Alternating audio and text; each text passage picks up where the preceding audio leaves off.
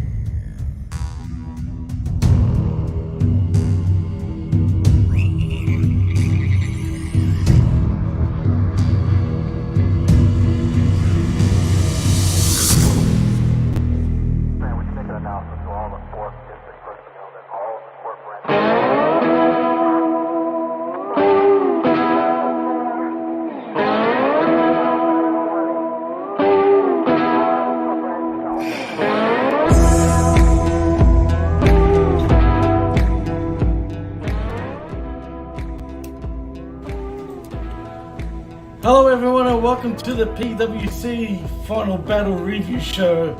I'm your host Jimmy T and my co-host is back as per usual. He's evil, double PLE dose. Mr. Jeff Lippman, welcome back to the PWC. And what the hell is the haps? What's going on, everyone? My God, I was in a bad mood watching that card, the Cryon go through 3 or 4 times listening to that thing by the remake of Sad But True. It was good the first time, but by the 4th time. But then you saved the day by putting in Horror Inc. The Righteouses, my man Vincent's music. Of course, he's not with Horror anymore, but this music I know, but still. It does kick, that's why I used it. And I thought, fuck it, boys. Absolutely. And why isn't Vincent part of AEW or Ring of Honor? What's going on there, man? Well, he's with Impact right now, or he was. There's been a lot of there's a lot of rumors swirling around him and Dutch that they are either joining NXT or they may be part of the Wyatt story, or both. Well, I hope that's the latter is right, because he would suit, and as a matter of fact, it'd be pretty awesome. Well, the two of them actually fit, because for those who don't know what Vincent looks like, he sort of looks like Charles Manson with giant long dreadlocks. So he looks like Bray Wyatt, except he's thin, but he's all tatted up and everything.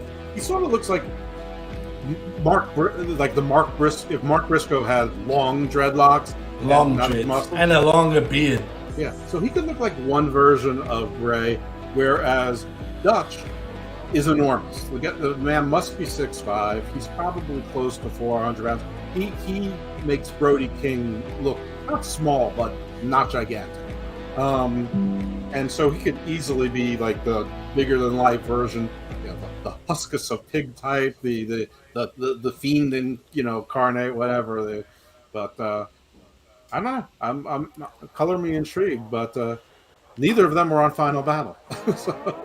That's true. And look at us talk about anyone that's not on Final Battle. But anyway, let's get into Final Battle, Jeff, because actually before we do, I just want to fucking Rollins get something. Most of Vincent's act, by the way. His whole walk down, his crazy clothes, the way he walks down the crowd. So I can see where you're coming from. Yeah, I know what you're saying. I know what you mean. I can see that. If he comes out in a onesie, if you know what I mean, then he'll totally rip him off, if you know what I mean. Well, but Ring of Honor budget, you've got 1 or 2 outfits, not a different outfit every week. That's true. But before we get into the review, I just want to touch on a couple of important things that's happened during the week. First of all, Mandy Rose fired. That's what I'm hearing. Listen, everyone knows how I feel about Mandy Rose. I'm in a bit of denial. I want to be like you and your partner Douglas and call it a work and say that there's to be a Royal Rumble surprise entrance. But what I'm hearing is that Mattel, this violated her contract with Mattel through the figures, and that's through WWE. And as such, WWE gave her the choice, says OnlyFans or us, and she chose OnlyFans, saying that it made her more money and that she either requested her release or that's the choice that she made. This is one day. This is from the dirt sheets. Everyone's reporting what the dirt sheet says. Meanwhile, 9 out of every other 10 days, I'm reading the same people telling me I should never pay attention to the dirt sheets. So let's see what happens. But it's not hard for me to believe that she makes more from OnlyFans who would make the choices. Apparently, she has other options and opportunities. Whatever it is, it was a hell of a ride. She made herself a star. She was the star of NXT for the last year plus. She was my breakout star of the year last year at age 30 or 31. And I don't know, great reign. I hope whatever she does goes well. And if she wants to get back into wrestling, I hope it's back with the E. If not, I'm sure she won't have trouble finding a job. You know what, Jeff? I believe I've got the footage to why she probably would have got. You don't want to see it? Not even interested. I should show our viewers and listeners what's going on here, Jeff, and because I want to know. Like, have you seen it at all? No, I haven't. You haven't? Let me show you something, and you tell me if it's too raunchy enough, Jeff. Okay. How about that? Because it's ridiculous. Now tell me if you can see the screen. You can see the screen clearly, right? Now check this out. Mm-hmm.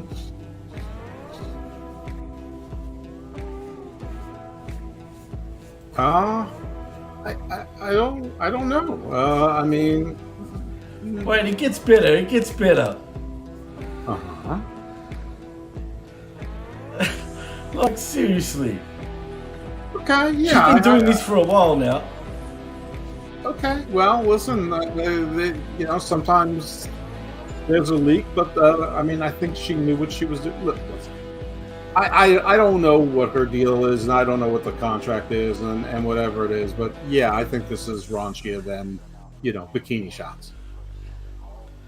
So you think this is fireable? I mean, especially depending on what her contract says, and if there's a stand-up morals clause, and I mean, I assume she got pre-approval to do her OnlyFans, and they probably gave her some parameters, and my guess this crossed the line of those parameters. And apparently, with the blowing the tweeter so the water would get out. But Right, I can, they allowed their own wrestlers to do echoes OnlyFans. over echoes. I may or may not be sleeping right now. Jesus, you should have told me that beforehand. I know why. But anyway, let me just get this off. And let me get out of here. Yeah. The point is, let me just get out of this. Mm-hmm. Hope everyone has a great day. What was that? It's Mandy Rose talking. She's still talking? What the hell, man? Wait, let me get her off. We have 17 windows. Shut up, Mandy. Well, you can still see it. No, but I saw it before. All right, good. Right. Anyway, we got past that. Anyway, the point is, do you think that was too raunchy for WWE? Clearly, yeah. I mean, you know, listen, I've seen all of the goofy arguments and what about China and Sable and they weren't publicly traded company then. They weren't PG then. Do they push sexual? Yeah, well, they were public in 1999. No, And by that point, yes, they were. In 1999 is when they became public. Look it up. I remember that. On like, New York Stock clearly. Exchange. Let me look it up right now. I'm telling you now, Jeff. It was 1999 when they went public. Okay. I remember it like it was yesterday, and I actually remember it from back then. Like, as in, I don't know why even so, they're a very different company now than they were then, and even when after they went public, there's a lot of learning you have to do to become the difference between becoming a public company and a private company, just in the disclosures and the pressures.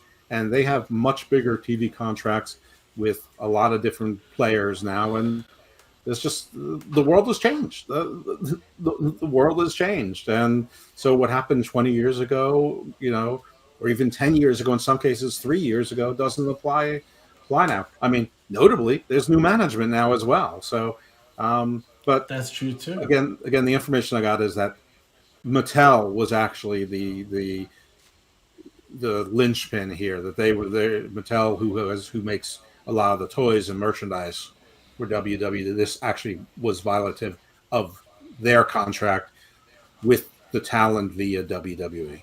But there may be more to it. I don't know. This is day one of a new story. You know, I'm sure there's going to be more. I'm not happy about it, but I can surmise reasons why it's contractually legal, or maybe even contractually obligated. My further understanding is that she still has the option that if she drops it and changes her mind, they would love to have her back. It does explain. Is that official? Nothing's official.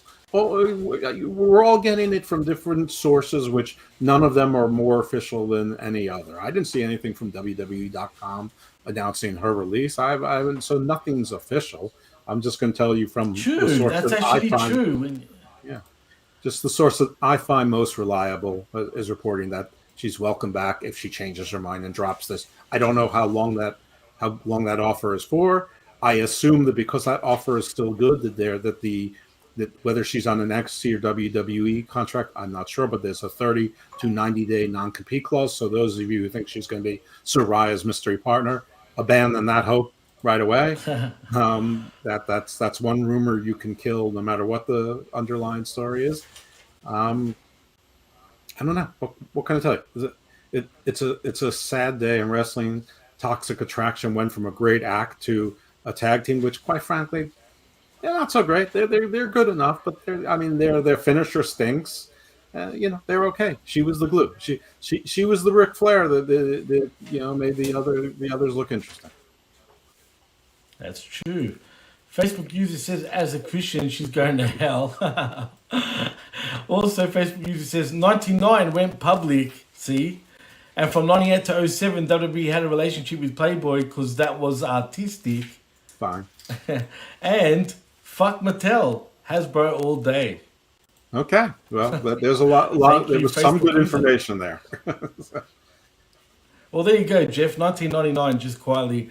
And what about... I live with a company that went public, and I saw all of the missteps and changes that they had to do begrudgingly as they went from a private company, as they went from Amex to the New York Stock Exchange, and everything kept getting harder and harder for them, but they couldn't resist people buying shares and big investors and having, basically using other people's money. And that's the trade-off. And when the world changes first for institutional investors, through buying through advertisers. Absolutely. What about Matt Riddle? What the hell's going on here? It's not the weed, bro. No, it seems like it could be the sniffles or something. Someone's going sniff and sniff. I saw it's a second violation, and that it's cocaine and MDMA. Ooh, dude. We've been talking about how he wasn't the same since the RK Bros, but that recently, in the last, I don't know, 6 or 7 weeks, he's gone from, being sort of aimless, but still the same guy, to being less funny, stupider, dumber, annoying and irritating. And, maybe this is the reason for it. Maybe it wasn't just that he wasn't having chemistry with people. Maybe there was a real problem with it. I think a little bit classless of them going forward with Elias, the song in the shape of a joint, still doing the joint jokes. But I guess I have to remember that 97% of the people who watch wrestling aren't on Twitter and aren't smart fans and don't care about all this shit. Well, I could actually... I'm hoping they do this with Riddle as punishment when he comes back. I think we need this. 2.0 as Riddle. Riddle and Moppy. Can you picture... Take Saturn's face out, put Riddle there, and you got Moppy and Riddle. I mean, that's a thing. That could be a thing. I can see it. When he beats people, he should put 2 of those 90-day recovery coins on their eyes. He'd be like, Moppy, dude. Seriously. I can picture it. Come on, WWE, pull the trigger and go Moppy with Riddle. I'm telling you, it's money. And one other thing, Jeff, before we actually get on to Ring of Honor proper, what about Vince McMahon? The rumors are swirling that apparently Vince wants back in. Yeah, well, I mean, that was the story of yesterday, but today everyone's silent on it. So I'm not sure really what's up there. All I can tell you is that I think it's a little bit convenient that the Vice documentary dropped yesterday and the Peacock one's going to drop next week. And now there's silence about it.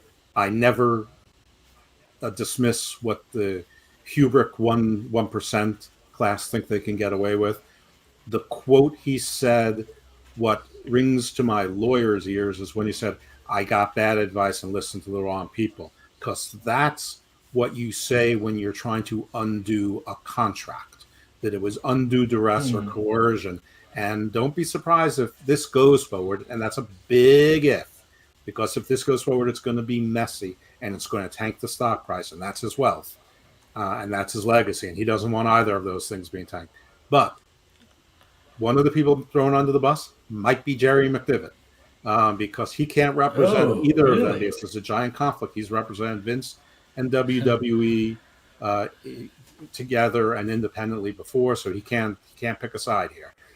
No one's going to inform consent him out, but he'll probably talk about friends and family and say that but the key is no one ever says that my daughter and son, influence me, or son-in-law, and I listen too much to my wife. They do say I get bad advice from my lawyers. So it'll be the lawyers if it goes out. All the people who are telling me that he's the majority shareholder and he can just vote himself in and do whatever he wants, you're sort of right, but you're also wrong. I guarantee you that they wrote a release when he agreed to step down, when he was allowed to resign, when he forfeited those stock options, when he agreed to repay $15 million in fees that WWE would have to expense now, things like that. That there's a contract in that, and I guarantee you, in that release, in that contract, in that NDA, that's definitely in there, non-disclosure agreement, non-disparagement agreement, that in there somewhere is a restriction on him coming back to power, and that's why he said the "I got bad advice" line. But even if it's not there, board members will file suits, investors will file suits, officers, there'll be injunctions. This will be messy. Even if he could vote, even if he came back, the board would give a no of confidence. He would dismiss the board. He'd have to populate a new board. There would be litigation in 92 different directions. It would make everybody's head spin, and it would be in so many different federal and state courts. Just keeping track of the courts trying to consolidate and agree upon what court or courts can hear all these matters, if they could even agree on that, would be enough to give people headaches before we even got to the merits. So, but the silence that nothing's being reported about it today is interesting, and I think says a lot. Spot on, dude. Couldn't have put it better myself. Dollar Club Wrestling in the chat says Mandy is a saint. She is. She absolutely is a saint. I prefer a sinner. Well, yeah. I guess you're right. I prefer a sinner too. Well, if Vince buys NWA, Billy, that ruins my desire is to buy NWA and let's say that Kiana James bought it and have her run it. Yeah. As opposed to just buying out Fallon Henley. In hell. Yeah, as opposed to just buying out Fallon Henley's parents' mortgages, loans on their bank, on their bar, and calling those notes in. If they're not the WWF or the WWE, he ain't touching that shit because it's not his. But anyway, let's get into Ring of Honor, Jeff. That was the news for the week since, we've done our last show.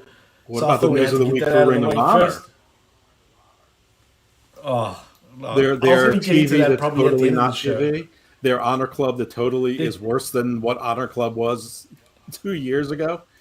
The pay-per-views on 90-day delays doesn't even include pay-per-views. We said this from when Ring of Honor first got bought by TK, that why not use Honor Club? Why not use Honor Club? We kept saying it. He finally listened. But he's freaking stubborn, Jeff. I'll give him that. He tried. It's like the Bart Simpson cake, the GIF, GIF. At least you tried. Put the cake in the garbage. I cannot tell you how many people told me the HBO Max deal is confirmed. It's just waiting to be announced. And all of them telling me how smart they were. And I'm like, what breadcrumb are you looking at that leads you to believe that HBO Max has any interest in professional wrestling, along with the White Lotus and the Sopranos and like the Banshees of Inisherin? I mean, what? I mean, come on. They would want the Ring of Honor library. They want Armory and Bingo Hall wrestling. They want Steve Corino on their TV screens. Jimmy Jake? No, I don't think so. I guess they do. Well, clearly they did not. They did not even want it on True TV or IDTV or any Animal Planet. They didn't want it anywhere near any of their Animal Planet. Well, Facebook user says Vince in AEW would be glorious. It would be, but it ain't happening, pal. Is Saraya required to pick a female wrestler? Maybe she picks Vince as her partner. Is it Vince? Is that confirmed? Because I'm not surprised. So apparently the final battle, Barrett over under 29K. Apparently it was the biggest gate in the history. Is that true? A final battle? I believe it. I mean, if they had more than 700 people, it's their biggest fucking gate. Hey, there was a time where they had a few thousand, Jeff. But for final, there was. but for final battle, are you sure? I don't. No. I don't know about a final battle. I'm just saying a Ring of Honor pay-per-view in general. Because I've been to the last 2 or 3 final battles, and there was never more than maybe 1,000 people, and I was being generous. Most times, not more than 400. Let me make that clear. I'm not talking about final battle because I'm not sure. All I know it was an event. Well, he that said I watched. It's the biggest I'm talking about the time battle in years. That's right. what he said. Maybe ever. I'm not sure final battle was the name of the show that they used only, but I wouldn't be surprised if they. I mean, if they the last 5-6 years they have. If they sold 29,000 pay-per-views, that's probably more than Ring of Honor has ever sold, except for these. I mean, people weren't buying Ring of Honor pay-per-views; they were getting on Honor Club if they were watching it.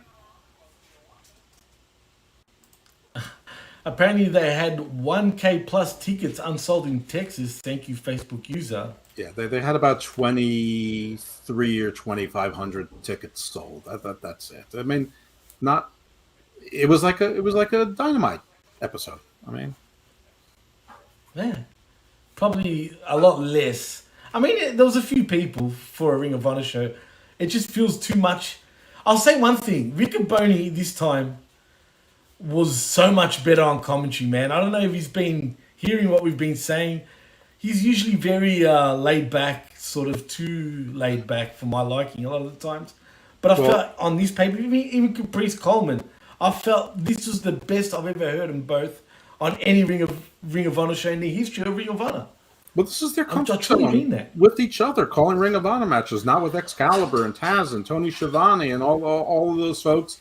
You know, in their ear, Jericho. You know, they're not competing for mic time. They don't know when they can say things. I mean, one thing I think we can surmise about AEW Productions is that there's not a lot of coordination. They're leaving it to like the Jim Rosses and whatever to lead it as much as possible and to control themselves.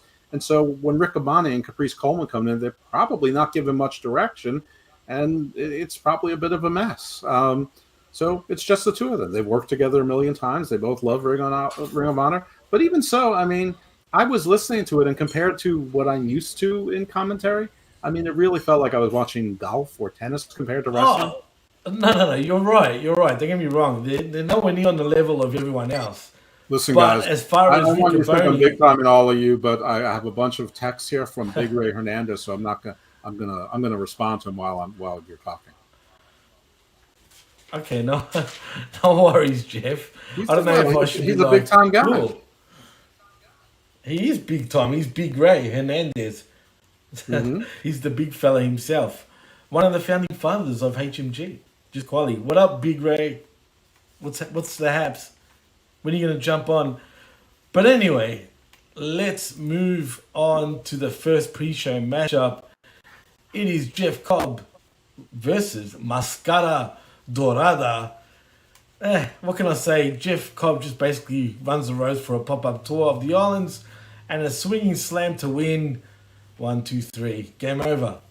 Why but was I liked this? What I saw.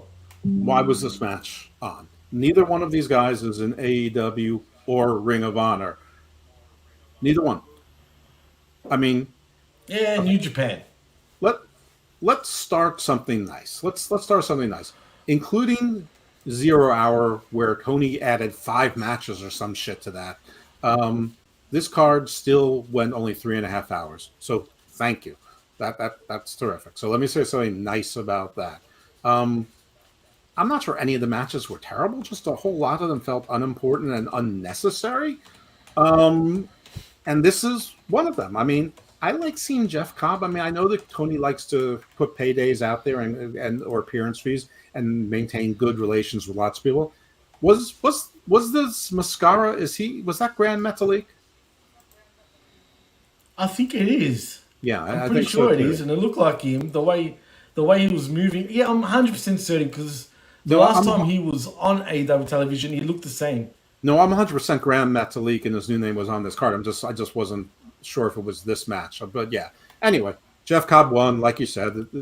this match was a match, but this could have been a TV match. And frankly, I was confused why you spent time putting this on. But since I paid $40 for it, I mean, at the time I was worried, but after 3.5 hours, I mean, I guess he was trying to get me my money's worth. It still wasn't. This was as far as I'm concerned, there was only one match on that lived up to being a pay-per-view worthy match. That doesn't mean all the matches were bad, but there was only one that was memorable. But this wasn't it. I mean, I think we've said plenty about this match. That has nothing to do with Ring of Honor nor AEW. True. Let's move on. The next matchup, though, is between Daddy Magic and Cool Hand, defeating Shinobi Shadow Squad, Cheeseburger, and Eli Isom. Fuck this match. Agree. I mean, I cannot tell you how many times they've said that Shinobi Shadow Squad is never getting back together again. Blake Christian, by the way, I'm pretty sure is the third guy from Shinobi Shadow Squad. He was in a different match. Eli Isom actually looked gigantic next to all these guys, and Eli Isom is a pretty slim guy. Now, that's not to say he hasn't been working at it since last I've seen him. But, you know, once you saw, 2.0 or whatever they call themselves now win the match, you knew it was an AEW show, not a Ring of Honor show. Because if it was a Ring of Honor show, they would have had Eli Isom and Cheeseburger win just for the crowd. But no, they can't have their precious people lose even in unimportant matches. And Menard and Parker were in 2 more segments / matches during the course of this pay-per-view. Yeah, and I degaff basically about this match too. Even though I do like Everrise, whatever 2.0, whatever they want to call themselves, I do like them in a weird way. But especially Daddy Magic, it's like, hey, spot entertainers. Yeah. How can you not like fine. that? They're fine. They're good workers. They're safe workers. I mean, there's a reason they got a lot of. They are actually good workers. That's true. Yeah, I don't know, but nobody needs them on a pay-per-view. I guess they don't get much work on primary and regular pay-per-view, so they got this payday as a thank you. But they're always on TV. They're always involved in something. They're always on. I don't know. This match was just okay. It was fine, but again, this was an unimportant match. There's no story. There's nothing to be told. And you would think that if it's on a Ring of Honor pay-per-view, you'd have an unimportant team lose to the Ring of Honor sort of, favorites. I mean, Cheeseburger, as absurd as he is, and he is absurd, at least is a Ring of Honor guy. He is. He actually is. But I can't stand him. For years, I haven't been able to stand him, dude. I don't understand. No, he's terrible. How this guy has. I hate to say it. How does he get a spot on television, dude? Like I don't get it. This is the same way JD Griffey did. No offense. Because at least Cheeseburger's cousin was on the show later. I guess he's a sloppy Joe or Slider. I don't know. Filet-O-Fish. Sloppy Joe. Ugh, fillet of fish. I actually like fillet of fishes, Jeff. Don't like. I'm not that guy. I like my fast food. I love fillet of fish, but anyway, let's move on from that because we go from trash to even more trash. Nice. And it's Willow Nightingale defeating Trish Adora. Yeah, what can I say, man? Powerbomb for victory, Jeff. Yeah. This match wasn't very good. Again, it was, it was a fine opening match on AEW Dark Elevation. I mean, the one thing I can say is that Willow and Trish both were in the Ring of Honor new revamped women's division. So they're both, I think, from the DC area, or at least have worked together before quite a bit. I guess Willow should win the match. She, Trish Adora is interesting. She has she's got a lot of interesting indie titles. Like she's got like the Pan African title, but I think it's like an American promotion. What the fuck, Jeff? I don't know. I'm just trying to add a little commentary into it. It'll give a little background. The Pan Africana. I'm just telling you that was the name of the title. Anyway, this was a match Willow won. Big deal. Didn't need to be there, but it was inoffensive for a pre-show match. It's just that there were 5 of them. Yeah, That's the one. Facebook user says in the chat, Ring of Honor Women's Division, ... 3.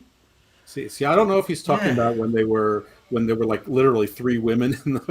They were really more like 5 if you counted the Allure, and then there was Kelly Klein, and then there was Grandma, the old Japanese woman. The Japanese woman, right? Right, who was their champion for a while. I mean, she looked pretty mean though. Ugh, stop it. She She looked like mean if you like stole some from her laundromat. That she chased you with a bag of quarters and hit you. I mean, such an ass. Yes, I know. Such an asshole. Such an asshole. Well, then I'm going to be a bigger asshole. This match sucked. Well, it did. I actually agree. Next, though, we got Top Flight in Dante Martin and Darius Martin defeating the Kingdom in Matt Taven and Mike Bennett. Can we call them the Loser Kingdom? Because seriously, I would have actually given this to the Kingdom instead of Top Flight, but I digress. The Beheaded.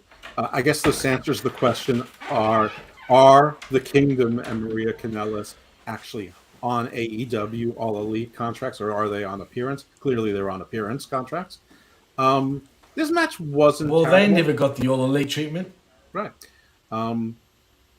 Maria Kanellis a couple times got involved in the match where she was doing the blocking. She got in the way, which is what's happening these days. But one time, she just got up on the apron as if she was getting in the way, but there was nobody behind her, and it was really weird. And she wasn't doing anything to like cause a distraction. It was like really lazy if she was trying to cause a distraction. But the most important part of this match is these Martins never learn. Dante Martin just escaped having a serious injury. He was just stretchered off like 3 weeks ago, and he did his usual thing that he has to do where he jumps onto the top rope, and it's very impressive, and he does his leap. Well, this time he almost slipped. He almost fell off. He caught himself, but he could only do half a jump, and instead of aborting, he continued with it. He completely missed them, but there were two times he could have gotten injured, one by slipping off, the other way by his awkward fall where nobody's helping him to break and fall. 3, it looked like a bad move, but this kid is not going to have a very long career because they're all saying, that move's great. When you hit it, it looks so amazing. And they're not telling him that he only hits it half the time and it doesn't really look all that amazing. And the first couple times we saw it was like, wow. Now it's like, all right, we know he can do that. Terrific. And now Jungle Boy is doing it and Phoenix is doing it and Sammy Guevara is doing it. I mean, Ricochet is doing it. Everyone's doing it now. So it's like, cool down, kid. You're 22 or 23. Let's try to have a career with your string bean body. Anyway, Top Flight got the win. Well, whatever. Who cares? I mean, Matt Taven's a Melvin. Mike Bennett sucks. So that's fine. True. Such a shame, to be honest, man. But it is what it is. Anyway, let's move on to the pay-per-view proper. And we finally there, Jeff. It is AR Fox and Blake Christensen defeating RoH and Dralistico in a match. Why did they have to win? I don't understand how RoH and Dralistico had to lose this matchup. Well, firstly, why is this on the pay-per-view proper? I mean, if there's a match that screams... this should have been on the pre-show. Secondly, RoH... I mean, you forget about Andrade. Didn't he just spend a whole lot of time recruiting Preston Vance 10? Why isn't he his partner on the pay-per-view? Who the hell was Chirizico? I mean, Chirizico. I mean, it's not Dragon Lee. That pops me every time. It's not his brother. It's not his father. Who's this? His cousin? Is he bringing? I mean, the guy looked fine, and Blake Christian and AR. I mean, so why is this guy here instead of somebody that's actually part of it? Maybe I guess they didn't want Preston Vance to have to take an L here. But the other thing is, the ref messed up. I mean, was AR Fox and Blake Christian supposed to win this match, or were they supposed to lose? Because it really looked like that ended abruptly, and everyone was surprised, and the ref did the. I think that wasn't supposed to be a 3 count. Honestly, I don't know, man, because this match had planches, suicidas, people were freaking diving all over each other. It lost me pretty much, this match. And then RoH and Dralistico end up, El Choristico, or Chorizo, whatever his name is. And then they end up, that is the best chip. El Chorizo is the best fucking name for a luchador. Someone, if you're going to wrestle in Mexico, call yourself El Chorizo. Yes, absolutely. Like the sausage. This Choristico. Flabdistico. I mean, listen, if I went to it, if it was actual Ring of Honor final battle, and this was like the pre-show match, it would have been whatever, fine. But this is really an AEW card, and it's supposed to be more than, I don't know. Like this was Rampage. The first 5 matches, even Dark, possibly. Well, it felt like an indie show. I mean, and not even like a big one. Like if I saw a card that had Dralistico, Blake Christian, AR Fox, and Choristo, right, and former Grand Metalik, and some of these other guys, Shinobi Shadow Squad, and you told me that, and you told me that's a stacked indie card. I think I would say cheeseburgers. I probably would say, I ain't paying for that. There's fucking cheeseburgers, Jeff. Yeah, I would probably say I'm not paying to see that. I'm not popping down $20 to watch that live. No. If I was Seth Rollins, I would be watching that, just going the whole way through. Maybe if your top card match was Jeff Cobb versus Roosh, like on an indie show, then I'd be like, and you had like Grand Metalik versus Choristico, then maybe I'd be interested. 2 years ago, that would have been your main event on Ring of Honor television. Right, but it pretty much was. You had Flamita and Ray Horus, who's El Dragon Azteca from Lucha Underground. I mean, constantly fighting each other with Bandito and Dragon Lee and Roosh. It was constantly going. Got Banditos, Reptilicos. Oh, Kenny fucking King. He would suit the fucking Hurt Business though, because he was part of the Beatdown Club, wasn't it? Is that what it was called? Beatdown Club. He sure was. One of the bachelors. He was in the Bachelorette. Remember, he's competing. He started crying about something. That's the OG Hurt Business, really. Let's be honest, it really is. Well, listen, I'm not gonna say no, but I'm gonna go with the Nation of Domination as the actual OG Hurt Business. Well, yes, but that was more political though. Nation of Islam, stuff like that. You very saw one thing, I saw another. Oh, come on, Jeff. But I loved it, absolutely. I used to love that, man. I mean, at the end of the day. Chris says in the chat, Chris Whelan, that is, will you guys be paying $10 a month to watch Ring of Honor? Eat a dick. We will be not paying $10. Not. What for? We can. Yeah, no. No chance in hell. Right. And have to pay for monthly pay-per-views. Not even quarterly. I'm not happy that I had to pay for this one. It's all quality over quality in AEW. It sure is. It sure is. He said quantity over quality. It is what it is. That's what I said. I said the same thing. Oh. Quantity over quality. Right. No shit. I did. I said it. Anyway, it is what it is. And that's that. Let's move on because we spoke way too much about that match. Mm-hmm. It is for your Ring of Honor Women's World Championship. It is Athena versus Mercedes Martinez for a shot at the Ring of Honor, to win the Ring of Honor World Championship. And Athena does win the RoH Women's World Championship as Athena was perched up high and launched for the O-Face Flying Stunner to get the 1, 2, 3 and become your new Women's Ring of Honor Champion. I actually didn't mind this match, Jeff. I thought it was a lot better than I expected. It was a lot worse than I expected. I thought this match was sloppy. Really? And didn't Athena used to, like, the one thing that Ember Moon had was a really cool finisher, and now she's doing, like, the code breaker. Yeah. I mean, it looked like a hard move to apply, and maybe it was, but I thought this match was sloppy, and there were botches left and right, and, so it started off like that, but towards the end, it was a bit better. What can I tell you? The less said, the better. I don't know, man. It's true. I'm just saying, maybe compared to all the other matches, like I felt like this was the best match so far, but that was just me. But anywho, as I said, Athena ends up defeating Mercedes Martinez to become your new Ring of Honor Women's Champion. Will we ever see Next Mercedes was Martinez again? probably no, gone. Arrivederci. as they say Maybe in on Italian. AEW Dark or something like that, but we'll never see her again. Maybe, but she's out. She's gone. Anyway, we have Keith Lee and Swerve Strickland versus Shane Taylor and JD who, Jeff?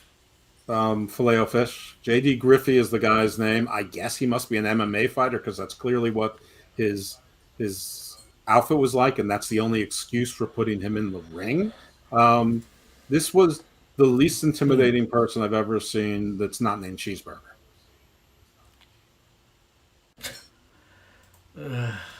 Yeah. He's much more something than Cheeseburger, though, man. Let's be honest. I mean, come on. He's much more what? He looks like more of a street guy than Cheeseburger ever would. Well, I mean that's a sort of low bar, but he also looked like he had both of his eyes are looking in different directions. Are you calling him a cockeyed? No, the opposite of a cockeye. That's what we call people that have cross-eyed. Cockeyed is when they're both looking this way. They're both cock-eyes. looking that way. This is like a Marty Feldman kind of thing. Oh, what do you call that? I don't know what What would you call that? Well, what's the opposite of a cockeye? Hen-eyed? I don't know. Puss-eyed? Yeah. Maybe hen-eye I'm going to go with. Anyway. Something? Whatever it was. Who cares? Listen, this match ended exactly the way I thought it was. I said that one of them is going to abandon the other one, but somehow this time Swerve's going to leave him, but somehow Keith Lee's going to manage to win the match. The parts with Keith Lee and Shane Taylor and Swerve, those were good. They were absolutely. I enjoyed this match. Yeah, Shane did well. And once I got past the guy's physique, the match was good. And the part where he's saying, Mom will be mad, I mean, I don't know the backstory. I don't know if they're supposed to have the same mother or or whatever it is. Just same mother. I don't know. But Shane has an odd physique, but look, just if he was a Samoan, no one would say anything. He's too big down here, man. Like his waist, his butt area, man, he's just way too wide, which makes him look a bit, odd. Like he's pigeon-hipped. Looks like Humpty Dumpty, bro. Yeah, no, he's like the Penguin from Batman. Yeah, but he's big everywhere. Like his arms are big. Everything about him is big, except his head is big. He's big. But again, if his name was Umaga, or if his last name was Anoa'i, everyone would be like, yeah, that's what he's supposed to look like. Yeah, but even the Samoans don't look that fucking pear-shaped, if you know what I mean. Yokozuna says, hold my sake. Okay. Yokozuna is an exception, but generally, they got the potential to get pear-shaped. I mean, Rikishi was pear-shaped, but it kind of suited him, if that made sense. It was like, it wasn't as bad, the proportion to his body. I don't know, man. Whatever it is, Taylor, I hope Shane parlayed this into a contract, and I'm saying this when I say I don't know, I mean I don't know. I'm not being smarky. I don't know. But I don't know how somebody that's getting older with that build, how long they can keep up this kind of career. I mean, it just looks like hip replacement, double hip replacement, is in, and probably double knee replacement is in its future. And I'm not trying to be. I'm surprised his knees haven't given out. Yeah, and especially it's unhealthy, man. And working the Indian Ring of Honor style that he's mostly working. Now he's mostly a bruiser, which makes sense. But he's got a great working punch. He can talk, and I think he'd be. I think on TV he'd be interesting. I'm not saying he'd be a giant star, but I think he'd be an asset to any promotion. Absolutely, but you could also say the same about Keith Lee with his body. Like he should sort of lose a bit of. Well, I think he has a little bit though. I don't know. He seems to be. I don't know. He seems. I think it's disposition, but yeah. I thought Keith looked okay in this match. When he was in, it was definitely slowed down, but he still seems to be doing like swantons and cannonballs and dives when he wants to. So, I would rather see him wrestle like Shane and maybe only every now and then pull out the big stop. But Keith looks like a big defensive lineman Shane Taylor just looks like, he looks like a sumo wrestler. It's like a whole different thing. I mean, yeah, he could also probably be a D lineman. Thing is, I've spoken to Shane Taylor, and like apparently like boxing was his sport. Like he was a boxer. He does not look like a boxer. I don't know. Neither did Butterbean. Anyway, but that's true. Butterbean, yeah, that's true. So anyway, Swerve ditches his partner. Lee won anyway. He survived the pole drive from Taylor and knee strike from Griffey to kick out on both covers. Lee ducked a high kick from Griffey, which blindsided Taylor upside the head. Lee crushed Griffey on a fireman's carry power slam for the 1, 2, 3. And I guess Swerve in our glory holes keep on going, Jeff. Right. Despite themselves, they still win, and I don't really mind them being sort of a begrudging team because there's not a lot of room for a single star. Yeah, neither do I, actually. Anyway, I like this match. I enjoyed this story. It furthered what's been going on TV for a while. It was the first match that felt like it belonged on a AEW / Ring of Honor pay-per-view. And let's stop pretending this is just Ring of Honor. It's true. It's 100% true. Well, anyway, let's go to the next matchup. I thoroughly enjoyed that match, that tag team match. I hope Shane Taylor has some promising future in AEW or Ring of Honor, whatever it may be, but we'll see what happens there. Our next matchup is for your Ring of Honor World Six-Man Championships. It is between Brian Cage, Khan, Toa Leona, and that's it. And that's the Embassy versus Dalton Castle and the boys for the six-man straps. And to my not surprise, the Embassy ends up getting the win in a fun matchup. Yeah, it wasn't bad. This was very much a Ring of Honor match, and the story here was very simple. The boys use their speed and their skill, and Dalton Castle uses his tactics. But eventually, the power guys were too powerful, and they caught up and delivered the crushing blows. And I don't think the Embassy works that well together, but they look good, and I guess they'll only get better. So, I mean, it's about time they won something because they've just been like the Butcher and the Blade. They've just been, a trio of jobbers basically after being introduced like they're going to be the next, killers. So they finally won something. They won some gold. So Brian Cage won a real belt before both Hobbs and Starks and Hook. So I guess he's the ultimate winner out of Team Taz. True. Does Ring of Honor Trios title count more than the FPW title? It's an interesting debate. Oh, I don't know, man. Yeah, that is an interesting debate. I'm not too sure. You know what? Maybe we'll have that in our upcoming end of year award show as a category. Yeah, it's an interesting debate, but not for now. Not for now, though. There was something I was meant to say about this matchup now that I've totally forgotten, damn it. Oh, yeah, Brian Cage coming out to Mortis. A throwback to good old, who better than Canyon? Yeah, no, that was good. There's two things about Tony Khan. He trained him, by the way, and he'll pay licensing fees for music. Well, yeah, like if you remember Chris Canyon and Mortis, Brian Cage literally came out to his old garb, like what he used to wear, but like a modified version. But still, if anyone doesn't know, they were all color coordinated. They were all wearing green and black. But Brian Cage was wearing the actual mask that Canyon used to wear as Mortis. You know what? I saw him wear the mask, but I didn't put it together. Oh, well, there you go. Now you know. If you don't know, now you know. Yeah. So anyway, the Embassy become your new Ring of Honor World Six-Man Champions in a fun matchup. I mean, Brian Cage looks like an absolute animal here, man, though. I'll give him that. And he's looking bigger, dude. He is. He's definitely bigger and thicker, and yeah, that's great. I don't know. I mean, listen, I'm more interested in the other two guys because I assume that they're younger. I know Khan is younger. And, well, they're not Brian Cage, who's been wrestling the same way for a long time. But, it's fine. It's good. New era of Ring of Honor. Dalton Castle and the boys are the old era.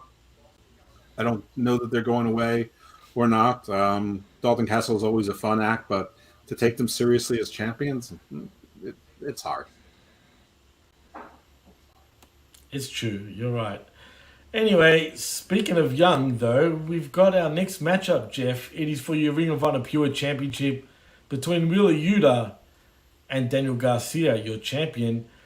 And whoopity-whoop, Wheeler Yuta ends up defeating Daniel Garcia to become your new RoH Pure fucking champion. I don't care about either one of these two. The match went for 14 minutes and 50 seconds too long, in my opinion. Whatever. Cool. Yuta's your champ. Jeff, what'd you think? I echo exactly what you say, except for the part where you said cool, even though I think it was sarcastic. I hated this match. I found it dull. I didn't, and the whole story was that Daniel Garcia was using the rules and forced the punch, and Yuta used his rope breaks there. And in Ring of Honor Pure matches, that should mean that you win the match because you exploited the rules, that you were the smart one. And that didn't happen, and it's not like Wheeler Yuta won in some clever way. He just won. Now, had the announcement about the TV not being TV been made earlier, it would have been easy to pick, because of course he's going to go with his what's left of the Blackpool Combat Club seems ridiculous to say, since the guy from Blackpool's no longer there. But whatever, of course he's going to go with that. And listen, nothing says minor league like Wheeler Yuta, except for maybe Daniel Garcia. So I didn't give a rat's ass about this match. If you told me I fell asleep and it happened, do I want to rewind and watch it again? Or watch it once? I'd say no. Hell no. Yeah, I don't know that it's so clever that he forced Wheeler Yuta to punch him in the bit. I think it just shows that Wheeler Yuta was stupid. He didn't force him to punch him. Yeah, I couldn't care less about this match. The second this match went on, I was starting to zone off, man, straight up. And I don't hate pure wrestling matches. I just think when the whole show was based around pure wrestling. If you have one pure wrestling match on a 3-hour show or 3.5-hour show, that's fine. Or one on a 2-hour show, that's fine.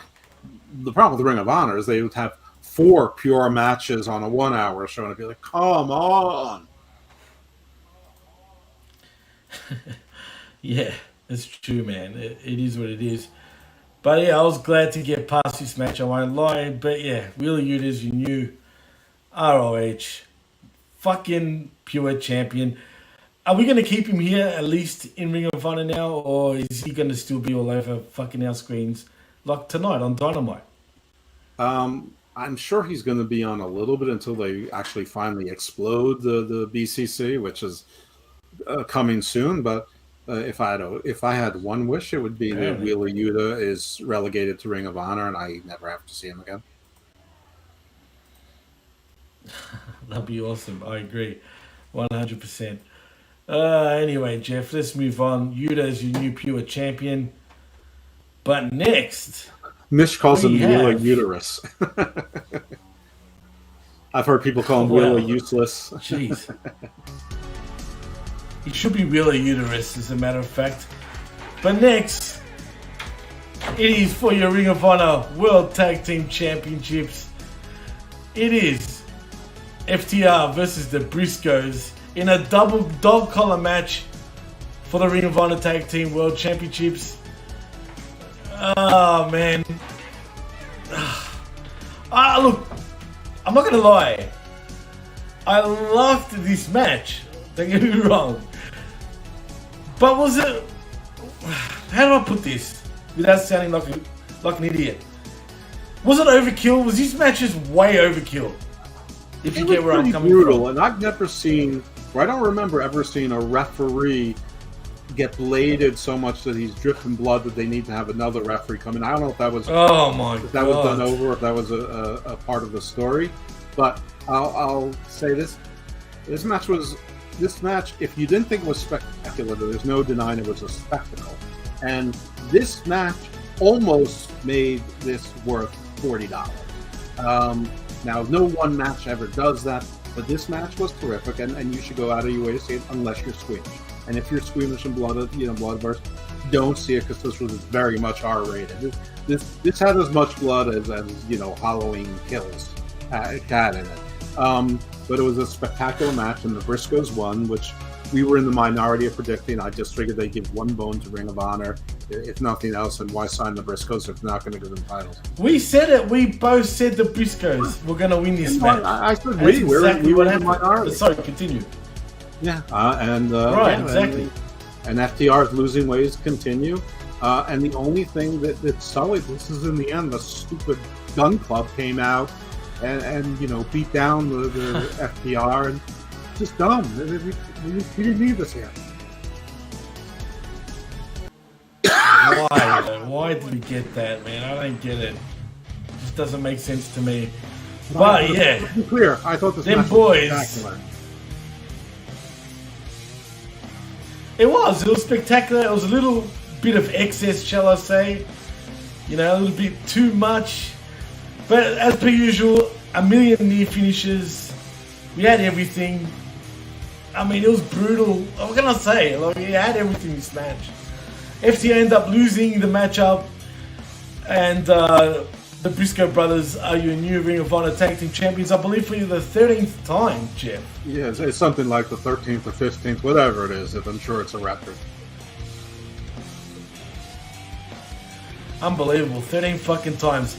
Like Ian Riccoboni said, there was a line where he was saying they care about the Ring of Honor Tag Team Championships way more than they do over their family, over their their wives, their parents, because look what they're leaving in the middle of the ring for these Ring of Honor defunct Tag Team World Championships.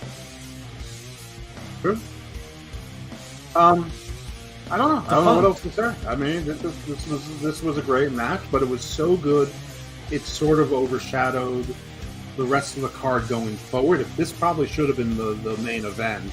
And I am someone who says that the world title should always be the main event, unless there's a very important match or something that is going to be spectacular.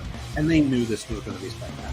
So this should have been the main event, because nothing could, because after this, you're spent, and that's part of the price of having. Yeah, that's it. Gas. Yeah, 4 meaningless matches in the 0 hour, and at least one meaningless match during the pay-per-view proper. So people start to get tired. I agree with you 1,000,000% there, Jeff. You're spot on. And it felt like that. I'll be honest. When I got to this matchup, I thought, we're at the main event. We're done.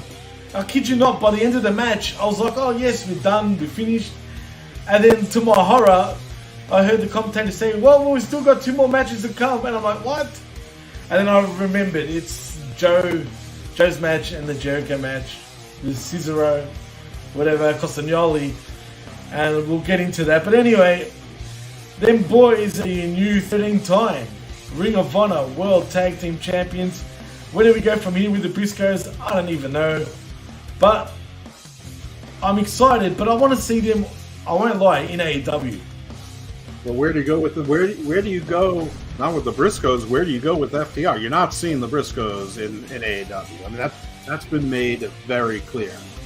Tony even acknowledged it in a rare bout of honesty. He said, I tried to get them on TV, believe me.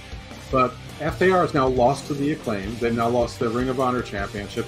They're finally advertising the match that they're going to have in Japan to a Japanese team, so they're probably going to lose the IWGP. The AAA titles we'll probably never hear about, and they'll just disappear one day. It is an absolute closing down fire sale at FTR. Yeah. So where do we go with FTR? And that's that thing at the end where, bleeding and battered, he still Dax has to call to the mic and go, Gun Club, we're coming, we accept. Top guys out. You've just lost 2 title matches in 4 days, and you're laying there bloody, and your top guys out. Shut up! Just shut up! I mean, I can't shut up. Like Jeff said, he's like a good performer. I hate him so much. Yeah, because he's a fucking idiot. That's why, Jeff. Straight up, if he kept his mouth shut, I'd be a huge fan of his. Seriously, shut the fuck up, Dax. God, you big baby. Just go Do away. yourself a favor. Yeah, grow the fuck up, man. Delete your Jesus Twitter account. Christ. Just You know what that... Just deactivate it. You don't need it. Say old school people didn't have social media. The end.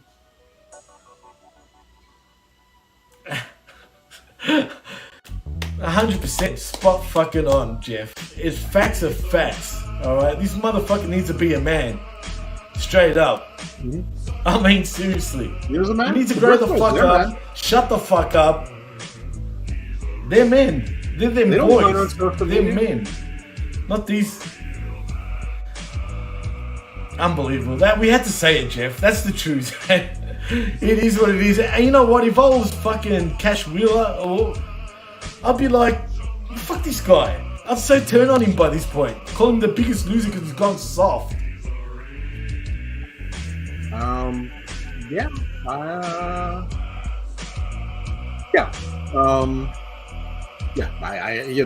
I mean, this whole thing, this whole story about, Dax being this great singles wrestler. I mean, I wish Cash I would too, but the thing is, the two of them should never split up. They should be like the Rock and Wrestler Roll of the Year, Jeff. They were calling. I don't know. Continue on though. Sorry. No, that's. I mean, they should never break up. They should never break up the act. They shouldn't be tempted by it. The whole thing is stupid. It's just. It's asinine and grow the fuck up. Yeah, get a manager. Just get And a shut the fuck up. publicist. That's it. And yeah. Fuck it, bring Tully back. God damn it. Yeah. Seriously. Anyway. Or Arn, he's still around. Oh, they're so yuck. Or Jake Arn. could fit in with They them. need an enforcer to tell them to shut the fuck up. Right. Jake he? could speak for them. Yeah, he could actually. He's very methodical. Yeah. All right. Oh, for sure. So, I agree. No, that's all true. right. So who'd Samoa Joe fight again this week? Oh, Juice Robinson, another up and coming new star. Yes. The up-and-coming new star in Juice Robinson. Yes, you're right.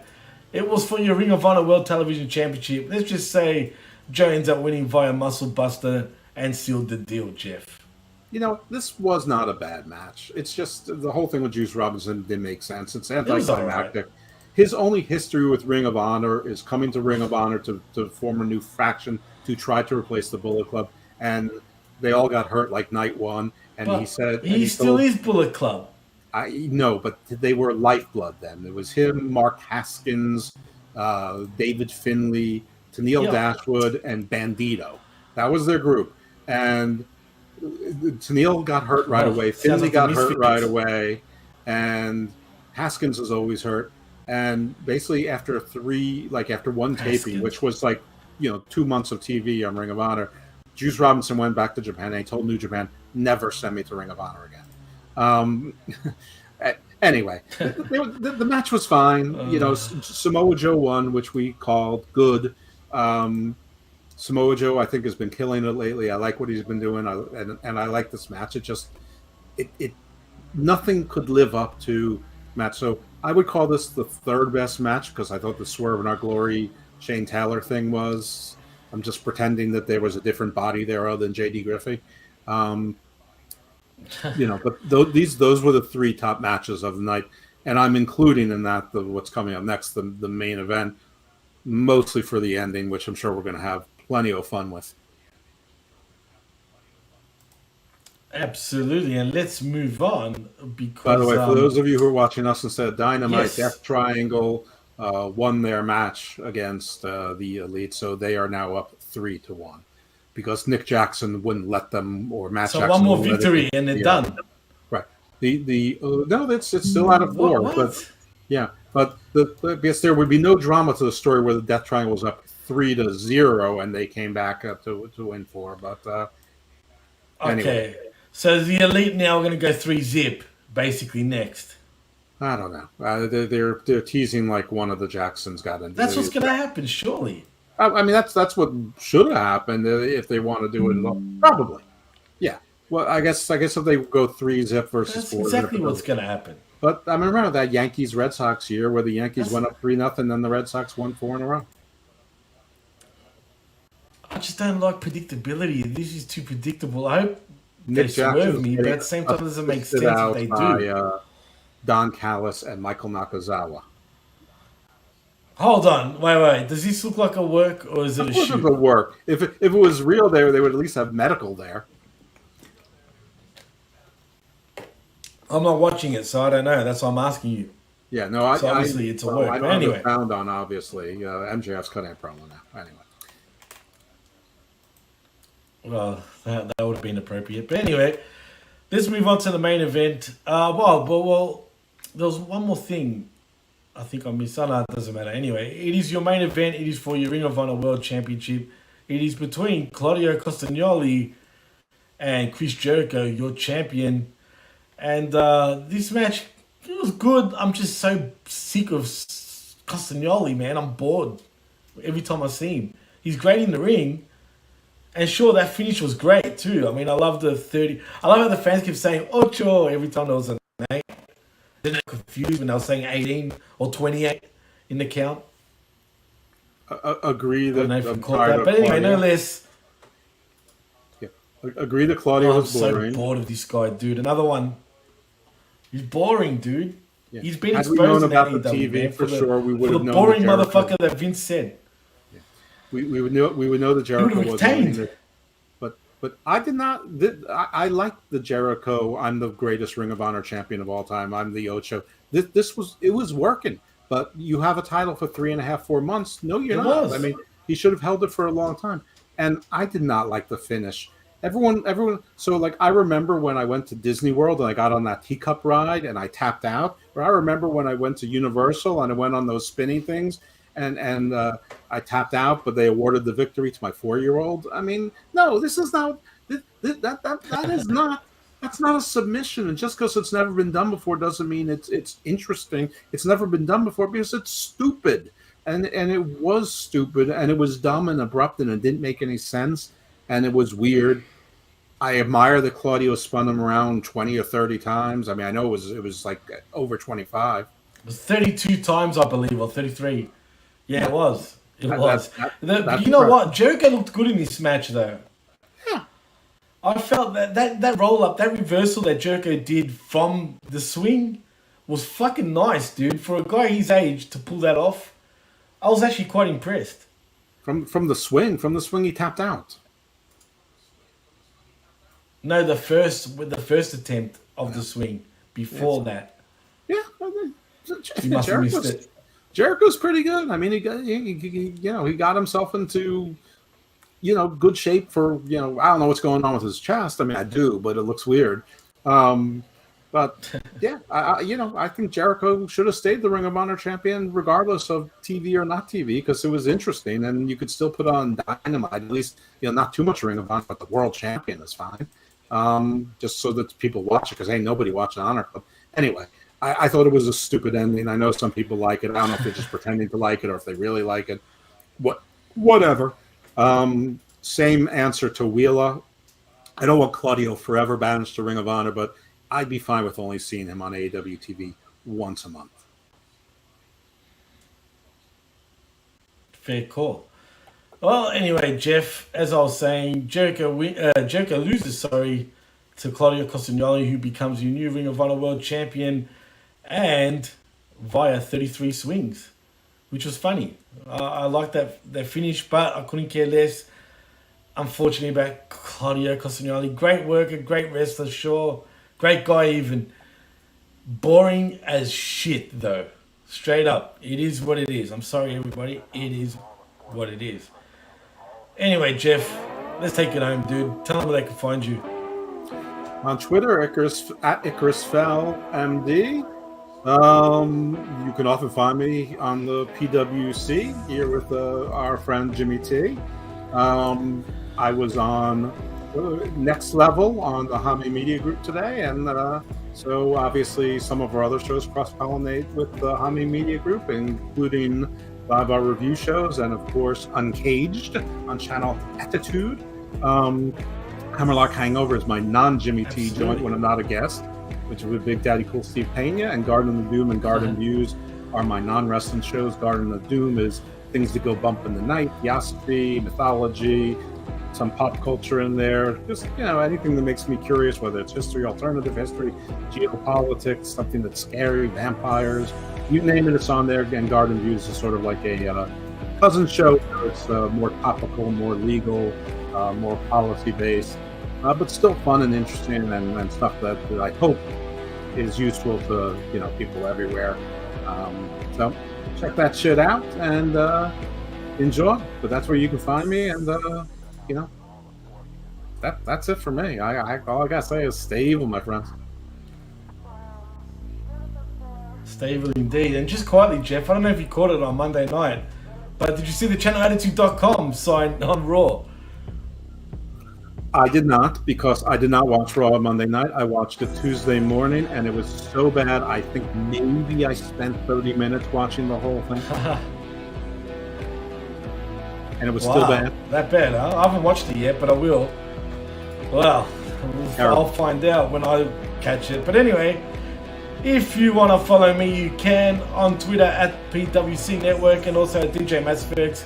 Please like and subscribe right here at the PWCnetwork.podbean.com, where you can find all our shows. Also subscribe to channelattitude.com, where for $5 you get to hear me, and it could be Jeff, could be Charlie, could be anybody, talk AEW, and in specific AEW Rampage. Also like and subscribe at mediagroup.podbean.com. We can find all our affiliate shows and the Blow Off PW Hustle and everywhere else you can find us. In saying that, I'm Jimmy T. He's the Evil Double PLE, Evil Dose, Jeff Lippman, and you've been watching and listening to the PWC Ring of Honor Final Battle Review Show right here on the PWC Network. And we're out. See you.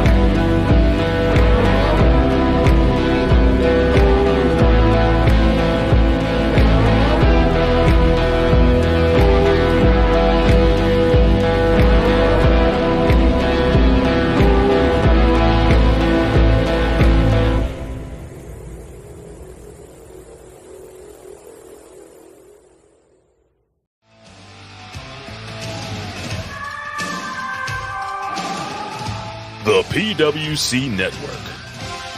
What the world is watching and listening to.